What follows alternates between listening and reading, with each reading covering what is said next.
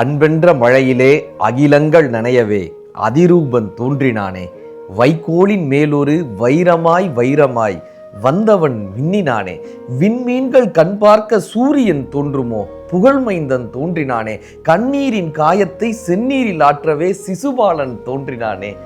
அனைவருக்கும் இனிய கிறிஸ்மஸ் தின நல்வாழ்த்துக்களும் வணக்கங்களும். இந்த இறை தூதர் இந்த உலகத்திற்கு எதற்காகப்பா அவதரித்தார்? இயேசு பிரானினுடைய நோக்கம் என்ன? அவர் கையில் வைத்திருக்கக்கூடிய இந்த ஆட்டுக்குட்டி காட்டுவது என்ன? இயேசு பிரானை மேய்ப்பவர் என்று சொல்கிறார்களே, அதனுடைய காரணம் என்ன? என்ன ஒரு அழகான வார்த்தை தெரியுமாங்க. இந்த ஆடுகள் எல்லாம் வழி தவறி போகும்போது அதை சரியான பாதையில் யார் ஒருவரால் அழைத்து செல்ல முடிகிறதோ அவர்தான் மேய்ப்பவர்னு அர்த்தம். அப்படி இந்த மனிதர்கள் வழி தவறி செல்லும் போது, மனிதர்கள் இந்த வாழ்க்கையில் அகங்காரத்தோடு செல்லும் போது, மனிதர்கள் இந்த வாழ்க்கையில் ஆணவத்தோடு செல்லும் போது அவர்களை அன்பின் பாதையில் அழைத்து செல்லக்கூடிய ஒரு மேய்ப்பவராக இயேசு பிரான் இறை தூதர் இந்த உலகத்திற்கு மிகப்பெரிய ஒரு வழிகாட்டியாக வந்திருக்கிறார். இந்த உலகத்தினுடைய மாபெரும் விஷயம் இதுப்பானா, மிகப்பெரிய சக்தி எதுனா அது அன்பு என்பதுதான் ஒரு மாபெரும் சக்தியாக இந்த உலகத்தில் இருக்கிறது. குர்ஆன்ல ஒரு அழகான ஒரு கதை வரும். இறைவன் இந்த பூமியை படைக்கிறார்.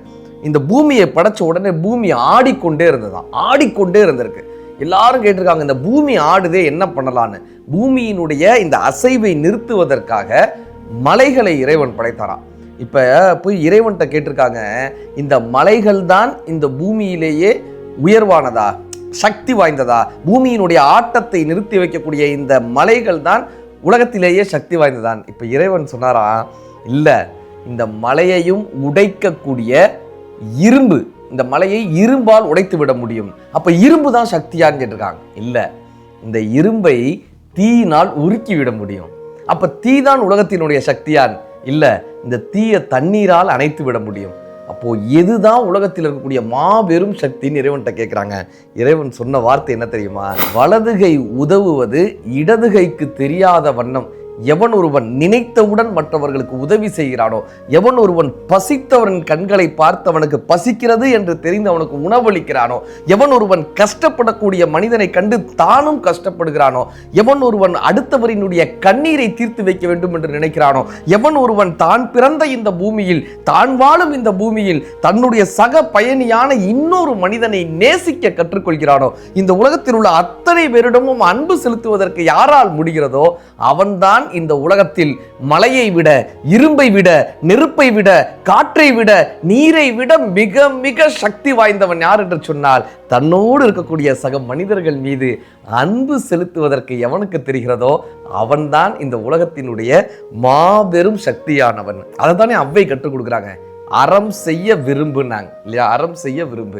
இறை தூதர் இந்த உலகத்திற்கு கற்றுக் கொடுத்த விஷயம் என்னப்பா? இந்த டிசம்பர் 25 கிறிஸ்மஸ் தின நன்னாள். இந்த கிறிஸ்மஸ் தின நன்னாள் என்பது வெறும் கேக் வெட்டுவதா, மெழுகுவர்த்தி ஏற்றுவதா, பிரார்த்தனை செய்வதா என்றால், இறை தூதர் யாரோ ஒருவருக்காக சிலுவையை சுமந்தாரே, இறை தூதர் யாரோ ஒருவருக்காக முள்முடியை தனது நெற்றியில் சுமந்தாரே, இறை தூதர் யாரோ ஒருவருக்காக தன் கைகளில் ஆணிகள் அறையப்பட்ட போது கூட அறைந்தவனையும் நேசித்தாரே, தன்னை காட்டிக் கொடுத்த யூதாசையும் நேசித்தாரே, யாரோ ஒருவருக்காக தனது இரத்தத்தை இந்த பூமியில் சிந்தினாரே, எத்தனை போராட்டத்திற்கிடையிலும் நான் மீண்டும் உயிர்த்தெழுவேன் என்கிற நம்பிக்கையை கொடுத்தாரே.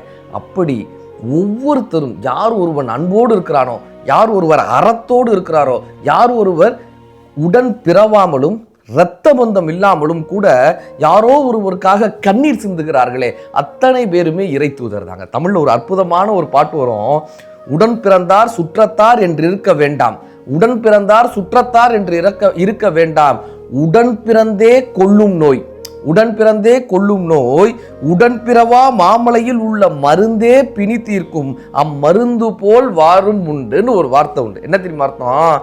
நம்மளோட கூட பிறந்தவங்கள, நம்மளோட சொந்தக்காரங்க, நம்மளுடைய ரத்த பந்தம், இவங்களுக்காக குடும்பம் இப்படி சுயநலமா வாழ்ந்துடக்கூடாதாங்க.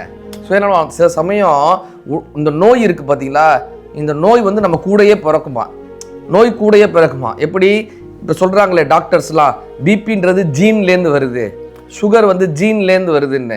அப்படி நம்ம பிறக்கும் போதே நோயும் சேர்ந்து கூடயே பிறக்கும். ஆனால் நமக்கும் அந்த மலைக்கும் சம்பந்தமே இருக்காது.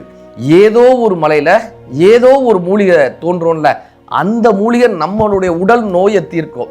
அப்படி நமக்கு சம்பந்தமே இல்லாத மனிதர்களால் கூட நம் வாழ்க்கை நலமாக இருக்கும்பா. இந்த சுயநலமாக இந்த வாழ்க்கையை வாழ்ந்துடாதீங்க. எல்லோருக்குமான வாழ்க்கையாக உங்கள் வாழ்க்கையை வைத்துக் கொள்ளுங்கள். எங்கோ தோன்றக்கூடிய மூலிகை நம்மளுடைய உடம்பை தீர்க்குதில்ல, குணப்படுத்துதில்ல. அப்படி எங்கோ இருக்கக்கூடிய மனிதர்களுக்காக நீங்கள் கண்ணீர் சிந்த முடிந்தால், யாரென்றே தெரியாத மனிதருக்காக உங்களால் உதவ முடிந்தால், நீங்கள் கண்ணால் பார்க்கக்கூடிய உங்களுக்கு சம்பந்தமில்லாத மனிதரினுடைய கஷ்டத்தை உங்களால் புரிந்து கொள்ள முடிந்தால், நீங்களும் இறை தூதர் தான் என்று கற்றுக் கொடுக்கக்கூடியவராக இயேசு பிரான் தன் வாழ்க்கையை வாழ்ந்திருக்காருங்க. சார், அப்படி ஒருத்தர் வாழ்ந்துட முடியுமா? நம்ம வாழ்க்கையில் இன்னைக்கு இருக்கிற வாழ்க்கையில் அப்படி இருந்துட முடியுமா? இன்னைக்கு இருக்கிற வாழ்க்கையில் பண போராட்டம் இருக்கே, இன்னைக்கு இருக்கிற வாழ்க்கையில எத்தனை பிரச்சனைகள் இருக்கு. இதுக்கு நடுவில் நம்ம அடுத்தவர்களை பத்தி எப்படி சார் சிந்திக்க ஒரு கேள்வி வருது இல்ல. சமீபத்தில் விருதுநகருக்கு ஒரு நிகழ்ச்சிக்கு போறேன். அங்க ஒரு பூக்கடை, அவர் பேரு துரைப்பாண்டின்னு, விருதுநகர்ல ஒரு பூக்கடை வச்சிருக்காரு, துரைப்பாண்டி அண்ணன். அந்த அண்ணன் என்ன தெரியுமா பண்றாரு, தினம் அந்த பூக்கடை முடிஞ்சதுக்கு அப்புறம், அதாவது நைட்டு பூக்கடையை சாத்தும் போது ஒரு 4 மாலை எடுத்து வாசல்ல தொங்க விடுறாருங்க. அந்த கடை வாசல்ல 4 மாலைகள் எடுத்து தொங்க விடுறாரு. எதுக்கு தெரியுமா? அவர்கிட்ட கேட்டோம், எதுக்குங்க 4 மாலைகளை தொங்க விடுறீங்க? அவர் சொன்னார் சார் ஒரு பதில், இரவு நேரத்தில் யாருக்கு வேணாலும் என்ன வேணாலும் நடக்கலாங்க. நைட்டு ஒரு 11 மணி 12 மணிக்கு யாருக்கு வேணாலும் எது வேணாலும் நடக்கலாம். திடீர்னு ஒரு மனிதன் இறந்துட்டாருன்னா அவருக்கு மாலை வாங்குறதுக்கு எங்கே போவாங்க? 1 மணிக்கு ஒரு சம்பவம் ஆயிடுச்சு, மாலை வாங்குறதுக்கு எங்கே போவாங்க? விடிய காலம் 3 மணிக்கு மாலை வாங்குறதுக்கு எங்கே போவாங்க? அவர் கடையில் 4 மாலை இருக்குமாங்க. யாருக்கு என்ன சம்பவம் நடந்தாலும் நேராக இவர் கடைக்கு வருவாங்க, வாசலில் 4 மாலை இருக்கும், எடுத்துகிட்டு போயிடுவாங்க. அப்படி சில பேர் மறுநாள் இல்லை அதுக்கப்புறம் காசு கொடுத்தா கூட வாங்க மாட்டாராம். இவர் வாங்க மாட்டார். ஏன்னா ஒரு மனிதனினுடைய இறுதி ஊர்வலத்திற்கு செல்லக்கூடிய முதல் மரியாதை என்னுடையதாக இருக்கட்டும்னு அந்த துரைப்பாண்டி அண்ணன் தான் பார்க்கக்கூடிய வேலையில் கூட யாரோ ஒரு மனிதனுக்கான இறுதி மரியாதை செய்யணும்னு நினைச்சிருக்காரு பாருங்க. உச்ச நிலை சார், உச்ச நிலை. இப்போ நீங்கள் 4 மாலை தொங்க விடுறீங்க, 400 ரூபாங்க, குறைஞ்சது 400 ரூபா. அவருக்கான வருமானத்தை பார்க்காமல் யாரோ ஒரு மனிதன் இரவு நேரத்தில் இறந்து விட்டால் அவனுக்கு செய்யக்கூடிய அந்த இறுதி மரியாதையான மாலை நம் கடையிலிருந்து வரணும்னு நினைச்சார்ல. அவ்வை சொன்ன அறம் செய்ய விரும்பு என்கிற வார்த்தை இதுதான். இறை தூதர் கற்றுக் கொடுத்த அன்பு என்கிற மொழி இதுதான். இந்த வாழக்கூடிய அடுத்தவர்கள் மீது அன்பு கொண்டு வாழ்பவர்கள் தங்களை சுற்றி சொர்க்கத்தை உருவாக்கி கொள்கிறார்கள். நாங்கள் உருவாக்கிக்கிறோங்க சொர்க்கத்தை. பாரதத்தில் ஒரு அற்புதமான கதை வரும். ஒருத்தர் மகா கஞ்சனா, அப்படிப்பட்ட கஞ்சன், இந்த எச்சி கையால் காக்கா ஓட்ட மாட்டாங்கன்னு அப்படிப்பட்ட கஞ்சன். அவன் இறந்து போகிறான். இறந்து போய் மறுபிறவி, அவனுக்கு என்னப்பா மறுபிறவி கொடுக்கலான்னா ராஜகுமாரனா அவனுக்கு மறுபிறவி கொடுங்கன்றாங்க. ராஜகுமாரனா, அரசனுடைய பையனா. எல்லாரும் ஆச்சரியப்படுறாங்க. அவன் கஞ்ச பயலா இருந்தவன், யாருக்கும் உதவி பண்ணாமல் இருந்தவன், அவனுக்கு என்னப்பா மறுபிறவியில் ராஜகுமாரனான். அப்போ அந்த கணக்கு வழக்கு பார்த்து கொண்டிருந்த தேவ தூதர் சொன்னாராம், ஒரு நாள் வீட்டில் சாப்பிட்டுக்கிட்டு இருக்கிறப்ப வாசலில் ஒரு பிச்சைக்காரன் வந்தவன், ஐயா பசிக்குதுங்கய்யா, ஏதாவது சாப்பாடு போடுங்க, தர்மம் பண்ணுங்கன்னா. இவனுக்கு தான் சாப்பிட்டுட்டு இருக்கிற சாப்பாடு கொடுக்கறதுக்கு மனசு வரல.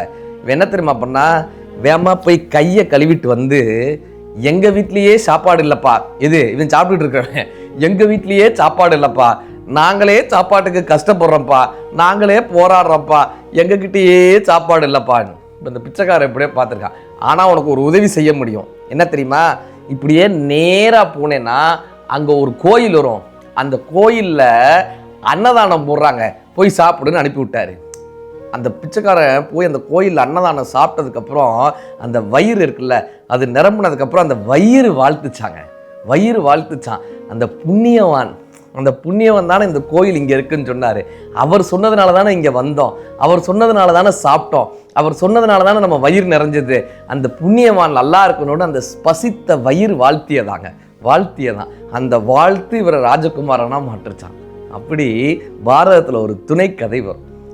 ஏதோ ஒரு வகையில் இந்த வாழ்க்கையில் இத்தனை நாள் நாம் கோபப்பட்டவர்களாக இருந்திருக்கலாம், இத்தனை நாள் நாம் ஆத்திரக்காரர்களாக இருந்திருக்கலாம், இத்தனை நாள் நாம் ஏதோ தவறு செய்தவர்களாக இருக்கலாம். ஆனால் இந்த நாளில், இந்த கிறிஸ்துமஸ் நல்ல நாளில், இந்த இறை தூதரினுடைய நாளில், இந்த அன்பு கூர்ந்த இந்த நாளில் நாம் வளர்த்து கொள்ள வேண்டியது என்ன தெரியுமா?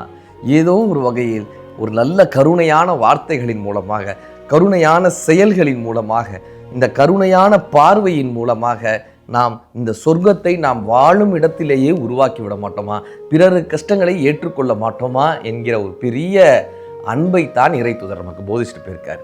தென்கட்சி கோ சாமிநாதன் ஐயா கடைசி மனிதன் ஒரு கதை சொல்வார். கடைசி மனிதன் யார் மனிதன்னு கேட்பார். அதில் சார் ஒரு ஆட்டோ டிரைவர், மழை பெய்யுது, ஒருத்தர் ஓடி வர்றாரு. அந்த ஆட்டோ டிரைவர்கிட்ட போய் கேட்குறாரு, பக்கத்தில் இருக்கிற ஆஸ்பத்திரிக்கு போகணும்ப்பா, வேகமாக போகணும், பக்கத்தில் இருக்கிற ஆஸ்பத்திரிக்கு போகணும், பாட்டிக்கு உடம்பு சரியில்லை, ரொம்ப கஷ்டப்படுறாங்க, இந்த பக்கத்தில் இருக்கிற ஆஸ்பத்திரி போகணும், எவ்வளோ வேணும்? அவன் 500 ரூபான்றான். அதிகபட்சம் அந்த ஆஸ்பத்திரிக்கு போகணுன்னா ஒரு 50 ரூபா 100 ரூபா கேட்கலாம் சார். 500 ரூபான்றார் அந்த ஆட்டோக்காரர். எங்கே பக்கத்தில் இருக்கிற ஆஸ்பத்திரிக்கு போகிறதுக்கு 500 ரூபாயா? என்னப்பா இது, இப்படி மழை பெய்யுது, இந்த நேரத்தில் போய் 500 ரூபா கேட்கலாமாப்பா? நான் உன்னை வர சொன்னேண்ணா, ஆட்டோக்காரர் கேட்குறேன், நான் உன்னை வர சொன்னேண்ணா, நீ ஏன் வந்தால் கேட்டேன், 500 ரூபா இருந்தால் வா, இல்லாட்டி வரான் அப்படின்னு. சரின்னு அந்த பாட்டியை கூட்டிகிட்டு வராரு. காசை பற்றி பேசுறதுக்கு இது இல்லைன்ட்டு அந்த பாட்டியை ஏற்றுறாங்க. இப்போ நேராக வண்டி போய் ஆஸ்பத்திரியில் நிற்கிது. இவர் கஷ்டப்பட்டு அந்த பாட்டியை இறக்குறாரு. இந்த ஆட்டோக்காரர் வந்து கை கூட கொடுக்கல சார், இந்த பாட்டியை தூக்கிறதுக்கு உதவி கூட செய்யலைங்க. இவர் கஷ்டப்பட்டு அந்த பாட்டியை மேலே கூட்டிகிட்டு போகிறாரு. இந்த நர்ஸு வந்து கூட்டிகிட்டு போகிறாங்க. சார் இந்த பாட்டிக்கு நீங்கள் என்ன வேணும்னு கேட்குறாங்க. கூட்டிகிட்டு வந்ததுங்க நர்ஸு கேட்குறாங்க, இந்த பாட்டிக்கு நீங்கள் என்ன வேணும்? அந்த மனுஷன் சொன்னாருங்க, தெரியாதுங்க, இந்த பாட்டி ரோட்டில் இருந்தாங்க, நடுங்கிட்டு இருந்தாங்க, காய்ச்சலில் கடந்தாங்க, உடம்பு ஒரு மாதிரி இழுத்துக்கிட்டு இருந்தது, பாட்டியை பார்க்க கஷ்டமாக இருந்துச்சு, ஆஸ்பத்திரி கூப்பிட்டு வந்தேன், இந்த பாட்டி யாருன்னு எனக்கு தெரியாதுங்கன்ற. இதை பார்த்த உடனே ஆட்டோக்காரருக்கு ஷாக்குங்க. யாருன்னே தெரியாத ஒரு பாட்டியை ஒரு மனுஷன் அழைச்சிட்டு வரானப்பா ட்ரீட்மெண்ட்டுக்கு, அவன்கிட்ட போய் நம்ம 500 ரூபா கேட்டோமாப்பா, ஏதோ ஒரு குற்ற உணர்வு. உடனே ஆட்டோலேருந்து எந்திரிச்சு வர்றாரு. இப்போ பாட்டியை பார்க்குறாங்க, ஊசி போடுறாங்க, பாட்டிக்கு மருந்து மாத்திரை எல்லாம் கொடுக்குறாங்க, எல்லாம் கொடுத்து இவர் பாட்டியை திரும்ப கூட்டிகிட்டு வர்றாருல, அந்த மனுஷன் ஓடி வந்தாங்க. ஆட்டோக்காரர் ஓடி வந்து வாங்க பாட்டின்னு அவர் ஒரு கையை பிடிச்சிக்கிட்டார். ஆட்டோவில் ஏற்றுனாங்க, நேராக போனாங்க. அந்த பாட்டியை எங்கே ஏற்றுனாங்களோ அதே இடத்துல இறக்கி வந்து பாட்டி வீட்டில் வந்து விட்டாங்க. வீடெல்லாம் கேட்டு வந்து வீட்டில் வந்து விட்டாங்க. இப்போ ஒரு சட்டப்பையிலேருந்து 500 ரூபாய் எடுத்து ஆட்டோக்காரர் நீட்டினார். ஆட்டோக்காரரில் வேணாம், எனக்கு ஒன்றும் வேணாம்ப்பா அவர் சொல்கிறார், எனக்கு ஒன்றும் வேணாம்ப்பா. என்னப்பா நீ தானப்பா 500 ரூபா கேட்ட, ஆஸ்பத்திரிக்கு போனோம், பாட்டி குணமாயிட்டாங்க, 500 ரூபா கேட்டேப்பா, அது கொடுக்கணும்ல, இந்தாப்பா 500 ரூபா. இந்த ஆட்டோக்காரர் சொன்னார் சார் ஒரு வார்த்தை, என்ன வார்த்தை தெரியுமா? ஏன்ப்பா இந்த உலகத்தில் நீ மட்டும்தான் மனுஷனா, நாங்கள்லாம் மனுஷன் இல்லையா? நானும் மனிதன் தான் பாட்டு போனாராம். யாரோ ஒருவர் செய்யக்கூடிய நன்மை, அடுத்தவருக்காக யாரோ ஒருவர் விடக்கூடிய கண்ணீர், அடுத்தவர்களுக்காக யாரோ ஒருவர் சிந்துகிற ரத்தம், அடுத்தவர்களுக்காக யாரோ ஒருவர் பார்க்கின்ற அந்த கருணை இந்த உலகத்தில் உள்ள அத்தனை பேருக்கும் பரவும். இந்த கருணையும் அன்பும் இந்த உலகத்தில் சேரும்போது இந்த உலகமே சொர்க்கமாக மாறும். அறிவினார் ஆகுவதுண்டோ பிரிவின் நோய் தன்னோய் போல் போற்றாக்கடைன்னு வள்ளுவர். அடுத்தவர்களுடைய கஷ்டத்தை யார் ஒருவன் தன்னுடைய கஷ்டமாக ஏற்றுக்கொள்கிறானோ அவன்தான்பா மனிதன். அப்படி இந்த குரலுக்கேற்றார் போல, இந்த கருணைக்கேற்றார் போல சிலுவையை தான் சுமந்து இரத்தத்தை இந்த பூமியில் சிந்தி முள்கிரீடத்தை தான் தாங்கிக் கொண்டு இந்த உலகத்தில் இருக்கக்கூடிய அத்தனை பேரும் மகிழ்ந்து இருந்திட மாட்டார்களா, கருணை கொண்டு இருந்திட மாட்டார்களா என்கிற மாபெரும் தத்துவத்தை இறை தூதர் இந்த உலகத்திற்கு கொடுத்து விட்டு செல்கிறார். அனைவருக்கும் இந்த மெழுகுவர்த்தி போல் உங்கள் வாழ்க்கையில் வெளிச்சம் பொங்க வேண்டும், இந்த கேக்கை போல் வாழ்க்கை இனிமையாக இருக்க வேண்டும், வீட்டில் இருக்கக்கூடிய அலங்கார பொருட்களை போல இந்த கிறிஸ்மஸ் தாத்தா என்னப்பா பரிசு கொண்டு வந்தார்னு எல்லாரும் கேட்பாங்கல்ல, இந்த கிறிஸ்மஸ் தாத்தா உங்கள் வீட்டிற்கு மகிழ்ச்சியும் ஆனந்தத்தையும் சந்தோஷத்தையும் பரிசாக தர வேண்டும். எல்லாம் வல்ல இறை தூதர் அதற்கு அருள வேண்டும். அனைவருக்கும் இனிய கிறிஸ்மஸ் நல்வாழ்த்துக்கள். நான் உங்கள் மதுரை ராமகிருஷ்ணன். நன்றி, வணக்கம்.